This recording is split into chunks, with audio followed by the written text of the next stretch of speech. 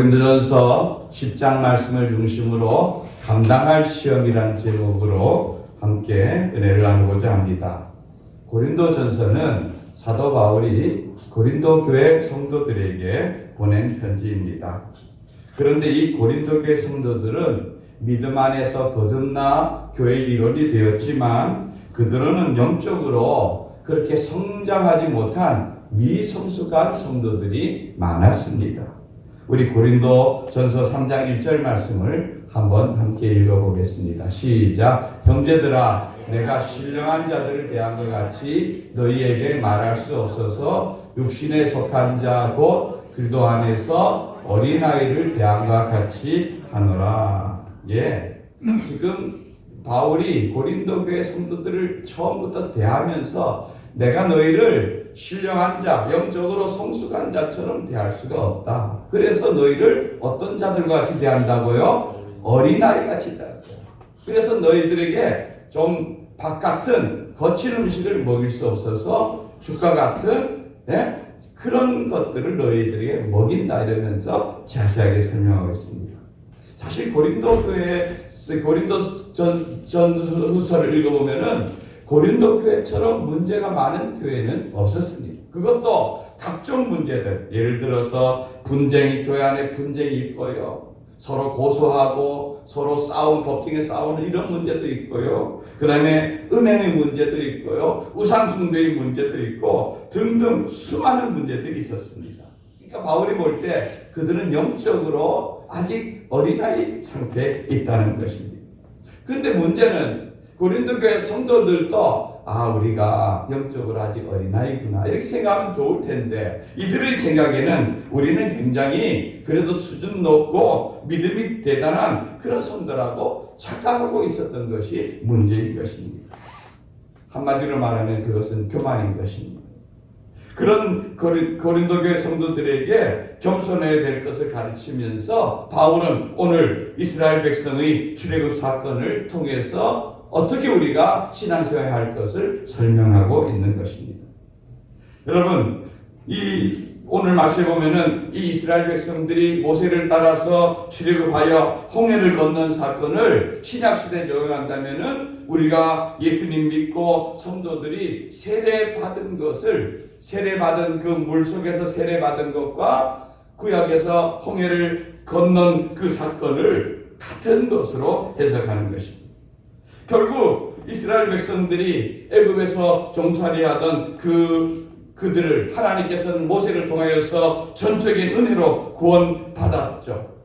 그런데 출애굽한 이스라엘 백성들의 가장 큰 문제는 왜 하나님이 자신들을 애굽에서 구원해냈는지 하는 그 구원의 목적에 대해서 잘 몰랐다는 것입니다. 여러분, 하나님이 이스라엘 백성을 애굽에서 꺼내 오셨을 때는 분명한 그의 목적과 계획이 있었던 것입니다. 여러분, 꺼낸 것 자체가 목적이 아닙니다. 그러면 하나님이 이스라엘 백성을 애굽에서 꺼낸 진정한 목적이 무엇입니까? 그것은 이스라엘 백성들의 약속의 땅인 가나안 땅으로 데리고 들어가서 거기서 거룩한 하나님이 구별된 백성으로 그 나라를 만들기 위한 것이 목적이었습니다. 그러니까 하나님의 크신 구원 계획을 보면은 애굽에서 탈출하고 홍해를 건넌 것은 구원의 완성이 아니라 이제 구원의 시작인 것을 알 수가 있는 것이죠. 이런 구원의 시작, 출발점에선 이스라엘 백성들이 정신을 바짝 차리고 그러면 우리가 애굽에서 빠져나왔는데 하나님이 그 큰 계획과 뜻을 이루기 위해서는 어떻게 우리가 나가야 될지 하는 걸 알아야 되는데 이들은 우리가 애굽에서 석방되었다, 해방되었다, 구원을 다 이루었다 이렇게 됨으로 말미암아 그들이 마음이 안일해지고 교만해지고 나태해짐으로 말미암아 많은 사람들이 광야길에서 결국 실패하고 말았다는 것입니다. 여러분, 이러한 구약의 출애굽 역사는 오늘을 살아가는 우리들에게 또 고린도 교회 성도들에게 그것은 거울과 같은 역할을 합니다. 저와 여러분들이 지금도 살아가면서 하나님의 말씀을 공부하는 것은 이 말씀이 저와 여러분들에게 거울이 될 줄로 믿는 것입니다. 그래서 이 말씀을 보면서 옛날 그 사람들이 그렇게 살았던 것이 아니라 나는 어떻게 살아야 되겠구나. 광야와 같은 이 세상 길을 가면서 어떻게 걸어가야 되겠구나 하는 것을 우리는 배워야 될 줄로 믿는 것입니다. 첫째, 이 말씀 속에서 우리가 알 수 있는 것은 어제의 승리가 오늘의 승리를 보장해 주지 않는다는 것입니다. 여러분, 오늘 말씀을 보면요, 이 광야에 사는 이스라엘 백성들이 거기에서 각종 여러 가지 죄악으로 말미암아 계속해서 쓰러지는 역사를 소개하고 있는데, 오늘 말씀 7절을 보십시오. 여기 보면 어떤 사람들과 같이 너희는 우상 숭배하지 말라. 여러분, 이 우상 숭배하는 이 장면을 여러분 잘 알고 있죠. 모세가 하나님이 거룩한 그 십계명을 받기 위해서 시내산에 올라가서 40일이 되어도 내려오지 않자 백성들은 그 모세는 죽었다고 생각하고 그 모세를 대신할, 그리고 그들을 인도할 신을 그들을 만들어내라고 아론을 제청합니다. 그래서 나온 게 뭡니까? 금송아지. 여러분, 이 광야라는 이 메마른 땅에서 금으로 송아지를 만든다. 결국 돈이 그 인생의 주인이었던 것을 볼 수가 있는 것입니다. 여러분, 이게 가당한 그런 것입니까? 하늘에서 내려주는 만나를 먹으면서 구름 기둥과 불 기둥의 보호 아래 그들이 살면서도 그런 위기를 당했을 때 그들의 눈에는 금이 하나님으로 보였던 것입니다. 그런데 모세가 내려와 보니까 그 금송아지 앞에 수많은 백성들이 수천 명, 수백 명이 그 앞에서 춤을 추고 뛰놀고 이 금송아지가 우리를 애굽에서 구원해냈고 앞으로 우리를 가나안 땅까지 인도해 낼 것이라 하는 그들을 보고 거기에서 하나님의 거룩함으로 그들을 쳐서 죽이는 것을 알 수가 있죠. 그래서 레위족이 거기에서 일어나서 수천 명의 자기 형제들과 친구들과 자기가 아는 그 사람들을 죽일 때에 하나님의 진노가 끝났던 것을 볼 수 있습니다. 여러분, 이 우상 숭배한다고 모든 이스라엘 백성이 다 죽은 것이 아닙니다. 거기에 거기에 참여했던 수많은 사람들이 죽었고 나머지 사람들은 이제 넘어갔습니다. 근데 문제는 8절을 보면은 어떤 사람은 음행하다가 하루에 23,000명이 죽었다. 여러분, 그들이 걸어가다가 그만 모압 여자들이 꾀임에 빠져서 이스라엘 백성들이 음행의 사건에 동참하게 되어요. 거기에 특히 남자들이 거기에 빠져서 하루에 23,000명이라는 어마어마한 사람들이 죽는 이런 비극적인 일이 있었던 것을 볼 수가 있습니다. 그러나 이것이 이스라엘 전부는 아닌 것이죠. 그런데 9절에 보면은 또 어떤 사람은 원망하다가 멸망시킨 자에게 멸망당했다 이렇게 말하고 있습니다. 그들이 가는 길이 험하다고 입을 열어서 주님을 원망하고 불평하기 시작하는 것입니다. 그렇게 하다가 그들은 또 죽는 사람이 생깁니다. 그러니까 여기 보면 어떤 사람은 우상 숭배하다가, 어떤 사람은 음행으로, 어떤 사람은 원망하다가, 시험하다가 등등 그들이 걸려 넘어지는, 여러분, 우상 숭배의 죄악을 이긴 사람들이 어떤 사람이 음행에 또 오늘 넘어질 수도 있다는 걸 보여줄 수 있고, 오늘 음행의 문제를 이겼던 사람이 내일은 원망과 불평의 문제로 넘어질 수 있다는 것을 보여주고 있는 것입니다. 이 말은 어제 우리가 승리했다고 오늘 저절로 승리한다는 것이 승리를 보장해주지 않는다는 것입니다. 여러분, 우리는요, 이 광야의 길을 가는 동안 마지막까지 늘 경계하고 조심하고 우리들이 승리해야 될 줄로 믿습니다. 다윗을 생각해 보십시오. 정말 위대한 왕 다윗. 그는 자기를 죽이려고 하는 그런 사울을 두 번이나 살려주면서 그를 죽일 수 있는 기회가 꼭 칼로 찌르면 죽일 수 있는 기회가 있었지만 두 번이나 살려주면서 죽이지 않고 용서해줬던 그런 사람이 아닙니다. 그런데 그가 광야에서 피난 생활할 때 그가 나발이라고 하는 사람의 양들을 도와주고 그들이 양 먹이는데 다른 장애가 없도록 해줬습니다. 그가 양털 깎는 잔치날 되어서 사람을 보내어 우리에게도 좀 뭔가 좀 도움을 청하고 했는데 술이 취한 이 나발이 사울을 두려워해서 아니 다윗이라고 하는 그 주인 떠난 그런 망나니가 있다는데 나는 듣도 못한 놈에게 내가 왜 잔칫날 먹을 것을 주냐 하는 그 한마디 말에 다윗이 분노를 하는 것입니다. 그래서 군사를 일으켜서 그 나발의 목을 치러 가는 장면이 나옵니다. 중간에 그 나발의 아내였던 아비가일이라고 하는 그 현명한 여인이 막아서 그랬지, 아니면은 다윗이 인생의 큰 대형 사고를, 자기 감정, 자기 분노를 조절하지 못해서 대형 사고를 치는 그런 일들이 그에게 일어났던 것입니다. 여러분, 이런 다윗의 모습은 우리 인간이 얼마나 약하고 연약한 존재라는 것을 알게 되는 것입니다. 여러분, 오늘 이겼다고 내일 절대로 이기는 것 아닙니다. 어제 이겼다고 오늘 이기는 것도 아니지만 이 말은 우리가 날마다 주님의 은혜 안에 있어야 된다는 것인 줄 믿으시기 바랍니다. 그래서 오늘 12절 말씀을 마음에 꼭 새기시기 바랍니다. 한번 읽어보겠습니다. 시작. 그런즉 선줄로 생각하는 자는 넘어질까 조심하라. 여러분, 믿음 안에서 지금까지 서오셨습니까? 주님 은혜로 지금까지 승리하며 오셨습니까? 조심하시기 바랍니다. 조심하시기 바랍니다. 예? 어느 누구라 할지라도 늘 겸손함으로 조심해야지, 어제 은혜 많이 받았다고 해서 우리가 승리했다고 아니라거나 조심하지 아니하면, 교만하면은 오늘 넘어질 수 있는 연약한 존재라는 것을 늘 잊지 말기를 주님의 이름으로 부탁드립니다.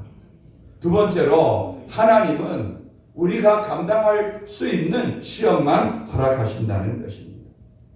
오늘 사실 12절 말씀까지는 고린도 교회 성도들을 향해서 바울이 너희들 이런 걸 조심해야 된다는 경고하는 이런 메시지를 전하다가 13절에 가서는 갑자기 분위기를 바꿔서 고린도 교회 성도들을 격려하기 시작합니다. 야, 그렇다고 해서 너희들 너무 긴장하지 말고 하나님께서 우리에게 감당할 시험만 허락하신다. 우리 13절 말씀을 한번 읽어보겠습니다. 시작. 사람이 감당할 시험 밖에는 너희가 당할 것이 없나니 오직 하나님은 기쁘사 너희가 감당하지 못할 시험 당함을 허락하지 아니하시고 또 시험 당할 즈음에 또한 피할 길을 내사 너희로 능히 감당하게 하시니라. 아멘. 성도 여러분, 저와 여러분을 이 세상에서 가장 잘 아는 분이 누구일까요? 네? 바로 저와 여러분에 대한 자신도 우리 자신을 잘 알겠지만 무엇보다도 우리를 창조하시고 우리에 대한 모든 것을 알고 계신 하나님이 잘 알 줄 믿습니다. 하나님이 우리 수준, 우리 능력 잘 압니다. 근데 그것을 고려해서 우리에게 감당할 수 있을 만한 시험을 우리에게 허락하신다는 것입니다. 여러분, 집에서 우리 여자분들은 아이를 키워보셨죠? 어린 갓난아이를 낳았을 때 그들에게 우유를 먹일 때 여러분, 펄펄 끓는 물을 끓여서 거기다가 분유를 타갖고 아이에게 물을 먹일 때 어머니들이 어떻게 합니까? 먼저 내가 한 번, 두 번 말아보든가, 그죠? 아니면 손등에다 어떻게 합니까? 우유가 얼마나 뜨거운지, 이걸 아이에게 먹여도 되는지 하는 거를 한 방울, 두 방울 이렇게 떨궈보고, 그리고 나서, 적당하구나. 이 아이가 먹을 수 있겠구나 하면은 그 우유를 아이에게 먹이는 거죠. 그죠? 그리고 아이가 태어났다고 해서 처음에는 부드러운 젖으로 먹이다가 조금 더 크면은 이유식을 그의 수준에 맞도록 먹이고, 그 다음에 조금 더 그걸 잘 먹으면은 밥을 먹이고 하는 것과 같이 하나님께서도요, 저와 여러분에게 그 수준에 맞도록 우리에게 시험을 준다는 것입니다. 그런데 우리 시험이라는 것 자체가 우리는 별로 좋지 않죠. 여러분, 요즘 초등학교 아이들은 시험을 많이 안 칩니다. 그러니까 이게 서로 경쟁은 안 되지만, 그러니까 학력 전체가 어떻게 되겠습니까? 높아지겠습니까? 낮아지겠습니까? 낮아집니다. 시험 안 치면요, 공부 안 합니다. 솔직히. 시험 안 치면 저도 대학교 다니고 이렇게 하면서 시험을 치니까 밤을 새워서 시험 치고 또 밤을 새워서 공부를 하고 이렇게 하니까, 그러면 저는 시험을 치면서 밤을 새워본 적도 몇 번 있습니다. 그러면서 공부가 힘들고 어렵죠. 그러나 그런 시험을 치를 때 어떻게 됩니까?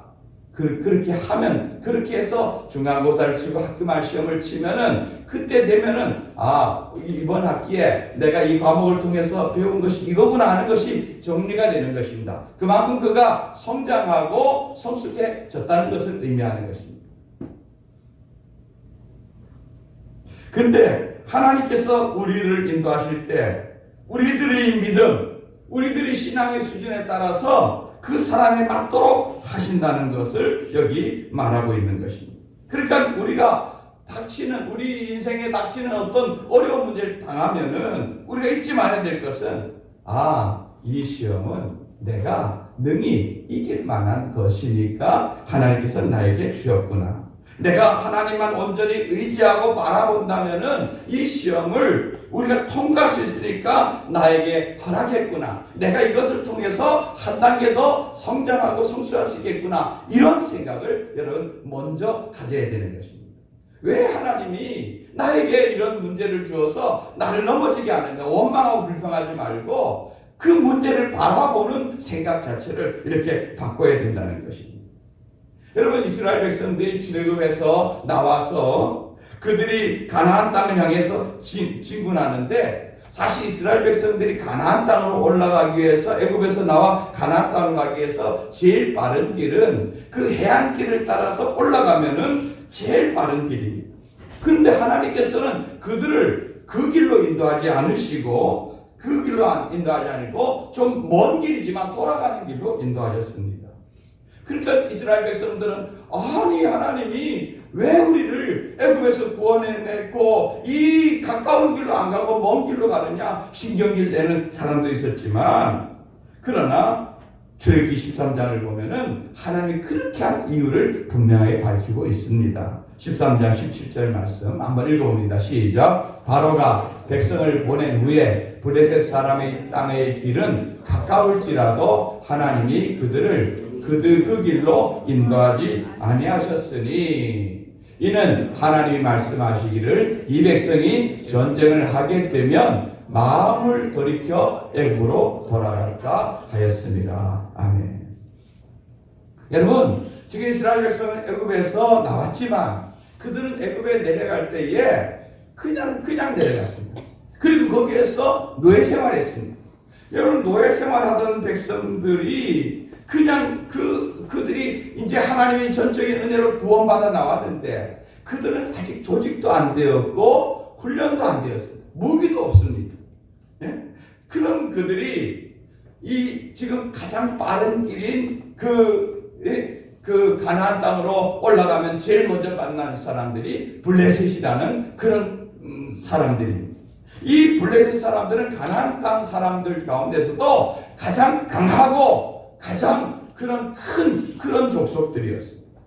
근데 그들과 아무런 전쟁의 준비도 없이 애굽에서 나온 지 2, 3일 만에 그들과 맞닥뜨린다면은, 여러분, 가나안 땅은 우리가 아는 대로 여호수아서를 통해서 보면 이스라엘 백성들이 전쟁을 통해서 정복해서 나가는 땅인 것입니다. 애굽에서 구원받은 것은 저쪽에 하나님의 역사와 은혜로 구원받았지만, 여러분, 이걸 잘 구별해야 됩니다. 여러분, 우리가 구원받은 건 하나님 전적인 은혜로 구원받았지만 이 세상에 살아가면서 우리가 하나하나 문제를 이겨나가야 되는 것은 저희 여러분들이 싸우고 하나님 의지해서 하나님 바라보고 승리해서 전투를 치러서 이겨내야 되는 문제라는 것을 여러분 기억하시기 바랍니다. 그러니까 이스라엘 백성들이 그 블레셋 사람들을 보면 아이고 저 사람들 우리가 도무지 못 이겨. 그러면 그들이 돌아갈 길이 어디가 있겠습니까? 애굽으로 가자. 노예 생활이라도 다시 애굽으로 가는 게 낫겠다. 하나님 그걸 아셨기 때문에, 그들이 영적인 수준을 아셨기 때문에 그 길을 인도하지 않았다는 것입니다. 여러분, 시험이라는 건요 그렇게 우리에게 한 번도 쉬운 것이 없습니다. 우리들의 인생에 여러분 어떤 문제를 만나면은 우리들은 그 문제 앞에서 정말 이 문제를 어떻게 풀어야 될까 힘들고 어려운 것이 저와 여러분이 모든 고민인 것입니다. 근데 마귀는요, 우리들에게 인생에 닥치는 문제들이 있으면 그 문제가 우리에게 최대한 커 보이도록 만드는 것입니다.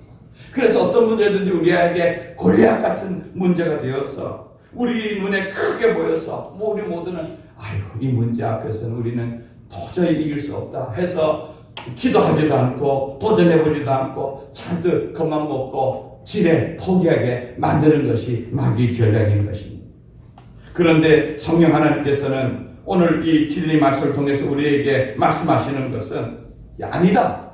내 앞에 있는 그 문제는 그 시험은 너가 하나님만 온전히 의지하고 하나님의 능력을 의지하면은 능히 감당할 수 있는 시험이야 한다는 것을 기억하시고 여러분 내게 당한 문제가 닥칠 때는 세상같이 커 보이지만 그 문제를 놓고 기도하고 하나님 의지하여 믿음으로 나아가면은 이기지 못할 문제가 없다는 것을 기억하시는 성도들 되시기를 주님의 이름으로 축원드립니다. 세 번째로는 하나님께서는 문제 시험을 당할 때 피할 길을 내신다는 것입니다.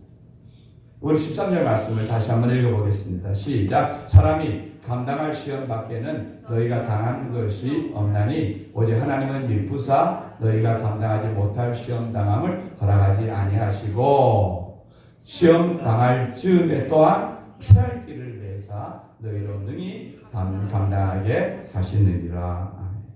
그런데요 문제는 많은 성도들이 여기 피할 길을 내신다는 이 하나님의 말씀을 오해하는 경우가 많습니다. 하나님께서 시험 당할 쯤에 피할 길을 낸다는 것을 어떻게 이해하고 있냐면은 문제를 당하면은 하나님께서 그 문제를 이겨나가는 그 길이 아니라 다른 도망한 길, 옆길을 하나님께서 내신다고 잘못 착각한다는 것입니다. 여러분 우리 성경을 보면요 성경에 나오는 수많은 성경의 사람들이 그들이 인생의 절체절명의 위기를 당할 때가 있습니다. 그런데 하나님께서는 그때마다 그들을 피할 길을 주시는데 그 피할 길이 대부분은 문제의 옆길로 그 문제를 맞닥뜨리지 않고 도망가는 그런 길이 아니라 문제를 통과해서 문제를 이기고 나아가는 그런 길이라는 것입니다. 여러분 이것이 정말로 중요한 것입니다. 이스라엘 백성이 여러분 애굽에서 나와서 하나님이 그들을 인도한 것이 뭡니까? 제일 먼저 인도한 것이 홍해에 맞닥뜨려진 곳이 아닙니까? 그죠? 홍해가.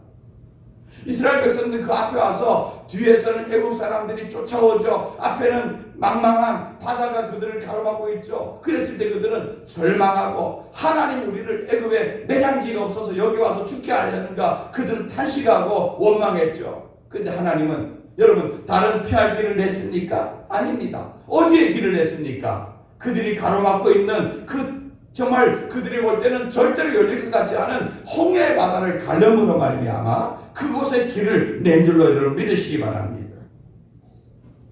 여러분 예수님도 보세요. 예수님도 우리가 똑같은 인간의 몸을 가지고 이 땅에 오셨습니다. 여러분 예수님도 큰 시험의 문제가 있었습니까? 없었습니까? 있었습니다. 여러분 예수님도 오자마자 40일 동안 광야에 나가서 기도하실 때 사단 마귀가 여러분 예수님이 그때 40일 동안 뭐 하셨습니까? 금식하면서 기도했습니다. 금식한 사람에게 제일 큰 유혹이 뭡니까? 여러분 금식 여러분 많이 안 해보셨죠? 금식하는 사람 금식해본 사람은 압니다. 금식해보면요 먹고 싶은 게 얼마나 많은지 모릅니다. 50m 100m 전방에서 된장 끓이는데 그 냄새가 어떻게 그렇게 코를 따라 들어오는지 모릅니다. 정말 속된 표현으로 미치고 한장을 지기는 같이 됩니다.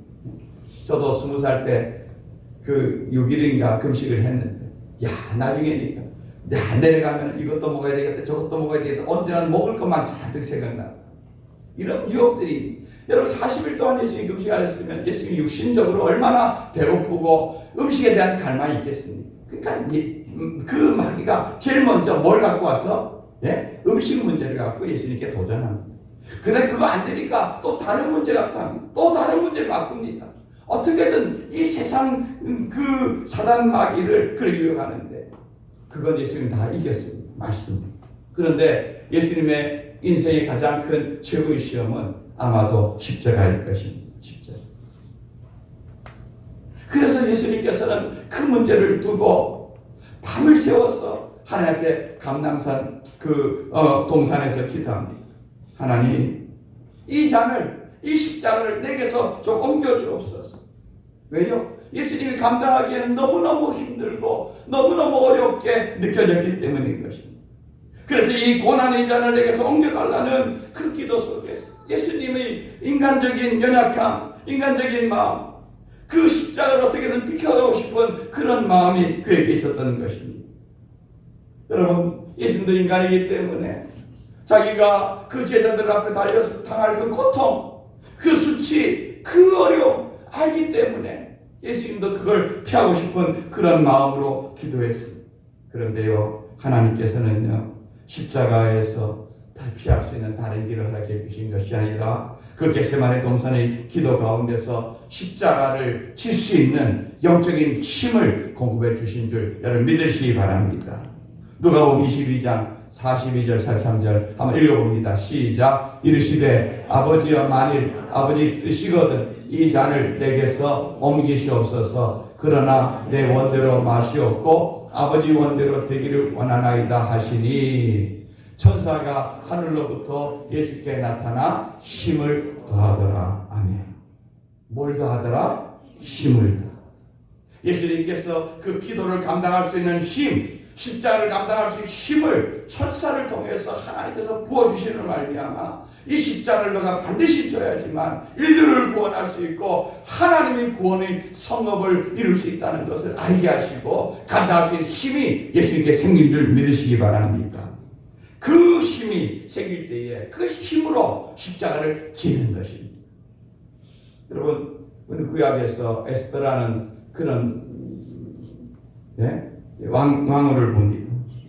그 당시 이스라엘 백성은 하만이라고 하는 그 나라의 제2인자 국무총리가 유대인들을 한날 한시에 다 죽게 하려는 그런 음모와 계획을 꾸밉니다. 그래서 왕에게 도장을 받아서 온 나라에 12월 며칠이면 모든 이스라엘 백성들이 다 죽는다 하는 그런 조서가 내려졌습니다. 에스더는 왕실의 왕후이기 때문에 자기가 유대인이라는 것을 숨기기만 하면 그런 살 길이 있었습니다. 그런데 그의 삼촌인 모르드게가 이 왕후 에스더에게 요청합니다. 너는 이 문제를 가지고 왕에게 나아가라. 그런데 제일 먼저 들려 에스더의 대답은 뭡니까? 삼촌, 아무리 내가 왕후를 할지라도 왕의 허락 없이 내가 왕 앞에 나아가면 왕이 나를 괘씸하게 여기면 왕의 명을 어긴 그 죄로 나는 죽을 수밖에 없어요. 이 말은 뭔 뜻입니까? 나는 이 문제를, 이 시험을 나는 감당할 수가 없습니다 하는 그런 뜻입니다. 그런데 모르드게가 그런 에스더에게 이렇게 꾸짖습니다. 너가 안 하면, 만일 너가 이 위치에서 왕에게 나갈 수 있는 이 위치에서 너가 안 하면 하나님께서는 다른 길을 낼 것이다. 그러나 너와 너희 가족은 다 멸망할 것이다. 이런 엄한 삼촌의 꾸짖음 앞에 모르드게는 그런 예, 알겠습니다. 내가 죽으면 죽겠습니다. 내가 죽기를 각오하고 하나님께 기도하고 그리고 금식하면서 왕에게 나아가겠습니다. 여러분, 그래서 이 왕후 에스더가 나는 이 하나님께서 이때를 위해서 이 왕후의 자리에 세웠다는 것을 그는 믿고 내가 하나님께 순종하겠습니다 하고 나아갔을 때 그 문제 속에서 하나님께서 길을 열어주신 것입니다. 그래서 에스더도 죽지 않았을 뿐 아니라 유다 족속도 전체 살릴 수 있는 그 길을 하나님께서는 그 문제의 길 속에서 열어주신 줄 여러분 믿으시기 바랍니다. 여러분, 우리들의 인생을 살아가면서 여러 가지 많은 인생의 난제들을 만납니다. 시험을 만납니다. 그런데 그 문제 앞에서 도망하려 하지 마십시오. 다른 우의 길을 찾으려 하지 마십시오. 그 문제 가운데로 믿음으로 들어가시기 바랍니다. 하나님을 의지해서 나아가시기 바랍니다. 기도하면 나아가시기 바랍니다. 하나님께서 그럴 때 힘주시고 그 속에서 길을 열어주시고 홍해 같은 문제라 할지라도 열리는 역사가 있을 줄 믿습니다. 말씀을 정리합니다. 여러분, 우리는 광야 같은 세상을 살아갑니다. 거기에는 수많은 시험과 문제들이 우리를 기다리고 있습니다. 그런데 분명한 것은 하나님께서 우리가 감당할 시험 외에는 허락하지 않는다는 것을 기억하시기 바랍니다. 여러분, 그럴 때 문제가 닥치면은 제일 먼저 생각할 것은 이 문제는 내가 너끈히 이길 수 있는 문제야. 내가 하나님께서 더 한 단계 성장하기 원하는 문제야 하는 마음을 가지시고 그 문제를 바라보시기 바랍니다. 그리고 가만히 있다고 저절리 피할 수 있는 길이 열리는 것이 아닙니다. 예수님처럼 에스더처럼 죽으면 죽으리라는 각오로 기도하시고 하나님 바라보시고 내가 죽어도 하나님 말씀대로 순종하여 보리라는 그런 각오로 그 문제를 돌파해 나가시기 바랍니다. 여러분, 믿음으로 그 문제를 정면으로 돌파해 나아갈 때 거기에서 새로운 길이 열리고 피할 길이 열리고 승리하는 길이 열릴 줄 믿습니다. 이러한 은혜가 모든 성도들 심령 속에 넘치기를 주님의 이름으로 축원드립니다. 아멘. 우리 찬송